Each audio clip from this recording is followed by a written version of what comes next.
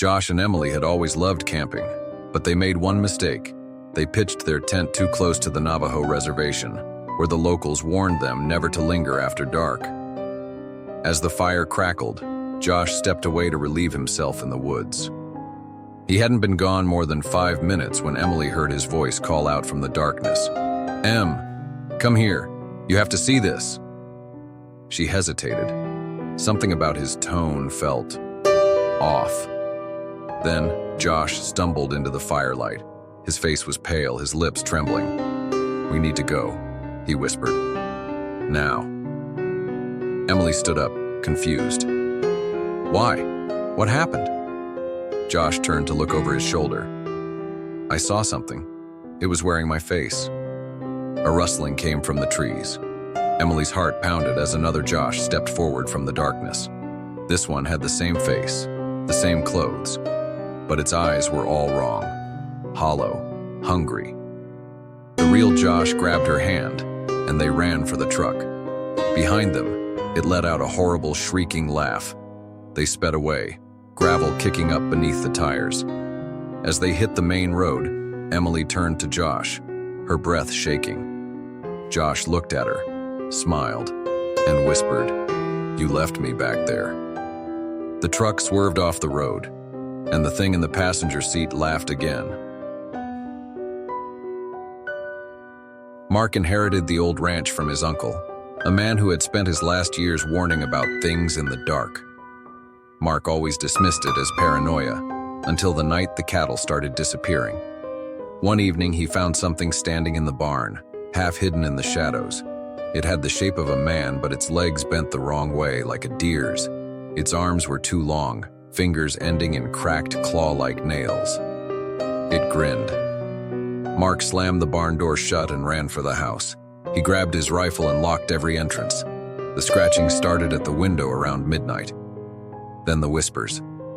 "Let me in, Mark. It's cold out here." The voice was familiar, his uncle's. But Mark knew his uncle was dead. By dawn, the whispers stopped. When Mark opened the door, his heart dropped. Every single cow was gone, and in their place were deep, clawed footprints leading back to the barn. He left that day and never came back. But sometimes at night when he closes his eyes, he still hears his uncle's voice calling from the dark.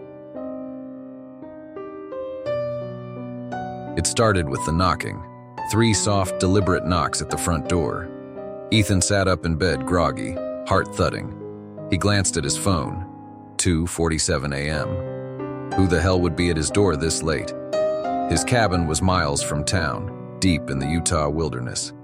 No one came out here. Another knock, knock, knock, knock. He slid out of bed, moving quietly. He peeked through the curtain. The porch was empty. Ethan hesitated, his fingers hovering over the lock. Then a voice, low, raspy, and wrong, came from the other side of the door. "Ethan!" His blood turned to ice. It wasn't the way his name was said. It was who said it.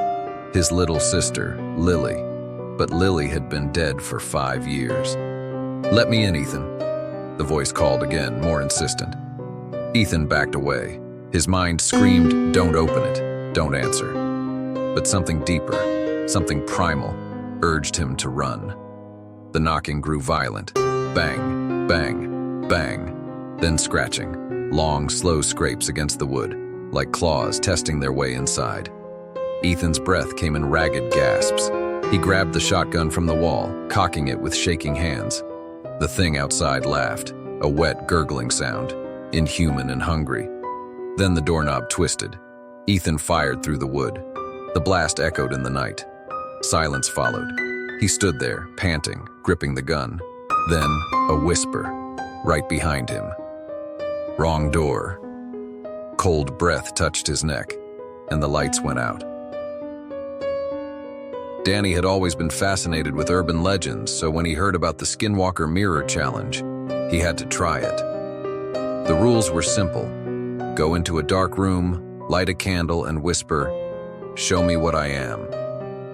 Danny scoffed, but he followed the steps. At first, nothing happened. Then his reflection blinked. Danny hadn't blinked. His reflection's mouth stretched into a grotesque smile, too wide, the skin splitting at the edges. It leaned forward, whispering in a raspy voice, "Let me wear you." The candle blew out. The last thing Danny saw was his own hands reaching toward him. But they weren't his anymore.